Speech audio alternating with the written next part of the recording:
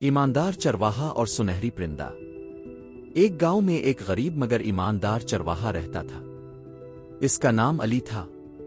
وہ روز صبح اپنی بکریاں لے کر پہاڑوں کی طرف نکل جاتا اور شام کو واپس آتا۔ اس کی زندگی سادہ تھی مگر دل بہت امیر تھا۔ ایک دن جب وہ پہاڑی کے پاس بیٹھا تھا تو اچانک اسے ایک عجیب سی روشنی نظر آئی۔ قریب جا کر دیکھا تو ایک سنہری پرندہ جھاڑیوں میں پھنسا ہوا تھا۔ اس کے پر چمک رہے تھے جیسے سونا ہو۔ علی نے فوراً اسے آزاد کر دیا۔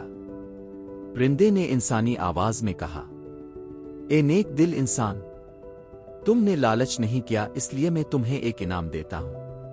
مانگو، کیا چاہتے ہو؟ علی نے کچھ دیر سوچا اور کہا، میں صرف اتنا چاہتا ہوں کہ میرے گاؤں کے لوگ خوشحال ہو جائیں۔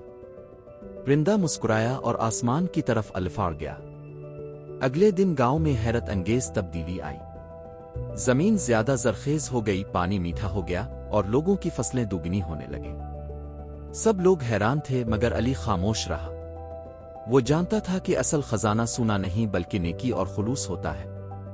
کچھ دن بعد وہی پرندہ دوبارہ آیا اور بولا، تم نے اپنے لیے کچھ نہیں مانگا، اس لیے تمہارا دل ہمیشہ سکون سے بھرا رہے گا۔